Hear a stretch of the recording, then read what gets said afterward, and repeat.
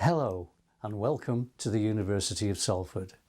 I'm going to tell you a little about the first year module, Introduction to Television Production, which is offered in the degree programme Professional Sound and Video Technology. It may help you at this early stage to understand a little about the shape and content of this programme of study. You may be aware that we don't actually teach degrees. What we teach are modules, and we cluster these modules together to form different degree programmes. In the PSVT first year, there are 6 modules, one of which of course is Introduction to Television Production. The other 5 are Audio Systems, Studio Production, Music Technology Systems, Live Sound Connections and Web Content Creation. So back to ITVP. There are 2 main strains of study within this module: Principles of Production and Principles of Technology.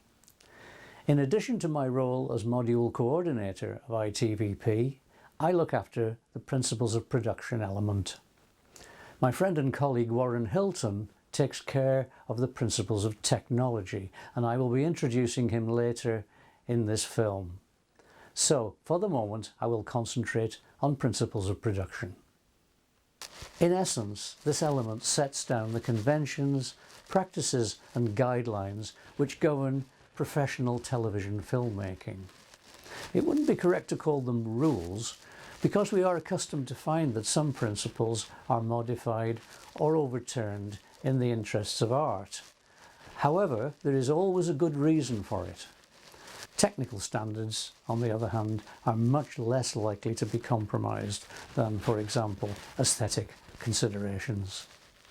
The role of the academic team is to transfer skills and knowledge of television production to the students. The acquisition of skills and knowledge are quite separate intellectual functions, and they take place in different spaces. The acquisition of knowledge, which is an issue of telling, tends to take place in lecture theatres. The acquisition of skills, which is characterised by showing, tends to take place in practical sessions. When the catalogue of these transfers is complete, the academic team then runs a series of assessments to be certain that the correct level of learning has taken place. Interestingly, assessment also involves telling and showing. The student tells in presentations, in written reports and in examinations, and shows by means of the films that he or she has made. And it's interesting to note that filmmaking itself involves telling and showing. We tell in the form of interviews and dialogue, and we show by the use of illustrative footage, sometimes called GVs. Other skills which are developed by ITVP are commonly found in all university courses.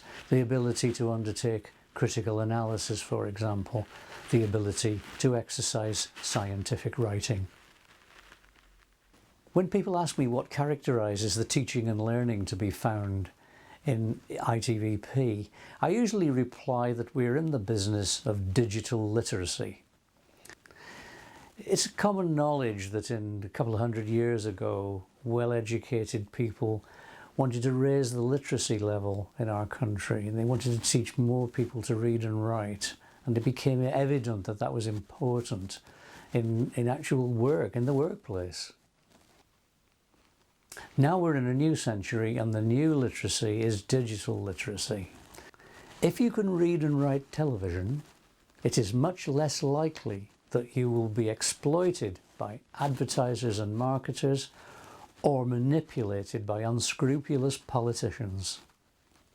So our first priority as academics is to equip you to find good jobs in the industry. And there are a lot of jobs out there for people with a PSVT degree. There are a lot of jobs out there for people who can make a film. And many of our PSVT graduates find good jobs in the industry. But there's a second point as well, and that is the issue of personal development. You are more personally developed with a degree like PSVT because you have a wide range of knowledge and skills of broadcasting and entertainment technology.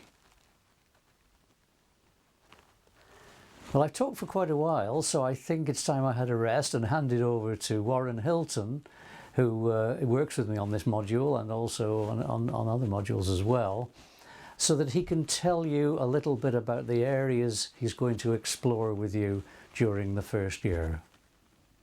Hi everyone, I'm Warren. Like Wilfred has explained, I teach the Principles of Technology part of the Introduction to TV Production module. This module is very much theory-based, where we look at the science and technology behind the practical equipment we use to make TV shows and films. So here's a breakdown of the trimester 1 subjects we'll be studying. In week 1, we have an introduction to the module, where we look at some job roles and look at some career paths you might want to take. And we also have a look at the electromagnetic spectrum. In week 2, we look at the anatomy of the eye and electromagnetic waves. In week 3, we look at electricity basics, moving on to the principles of television in week 4. In week 5, we have a look at analog TV and the switch over to digital. In week 6, we look at digital basics in television. In week 7, we look at the principles of digital cameras and how sensors work. And then we go on to uncompressed digital video. In week 9, we look at digital video compression. And then in weeks 10 and 11, we look at encoding media. Here's a little look at weeks 1 and 2. In week 1, we look at the electromagnetic spectrum.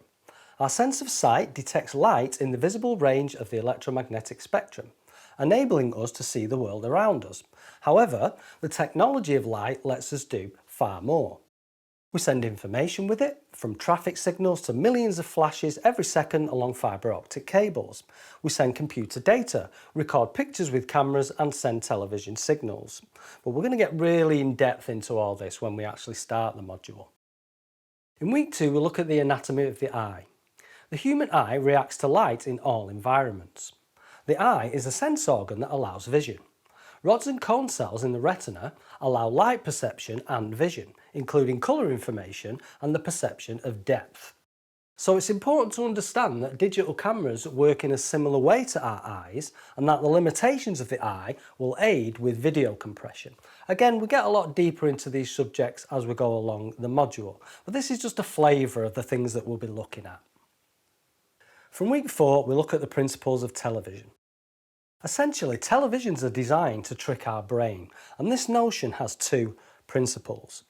Number 1, dividing a still image into a collection of small coloured dots, or what we call pixels, will make our brain reassemble the dots into a meaningful image.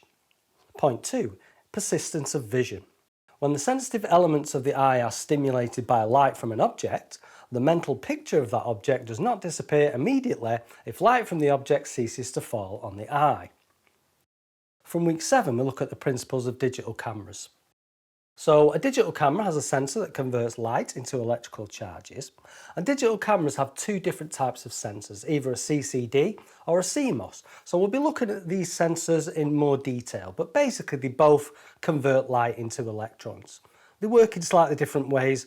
We get deeper into that as we go through the module. To capture colour images, a filter must be placed over each cavity that permits only particular colours of light. The most common type of colour filter is called a Bayer array or a Bayer filter. From weeks 8 to 12, we look at digital video compression and encoding media. Encoding images requires representing analogue images digitally, and our perception is much more tuned for luminance than it is for colour. And the difference in how we perceive luminance of colour is a really important factor when compressing video. And we'll have a look at the different types of codecs we use to compress video. So let's look at some of the highlights we'll be looking at in trimester 2. We look at video transport from terrestrial to cable to satellite. We also look at IPTV and streaming video online. We see how video compression can affect the production process, all the way from acquisition to post-production and delivery. We look at some other technologies such as stereoscopic 3D, spatial audio, 360 video and virtual reality technology. Thanks for listening, and I'm looking forward to getting started and meeting you all soon. Thank you very much, Warren. In a nutshell, the broad areas of ITVP are camera, sound, lighting, editing and production management. and you will study those broad areas from the perspective of the technological underpinning and the production technique. So I'm really looking forward to working with you all for the next year.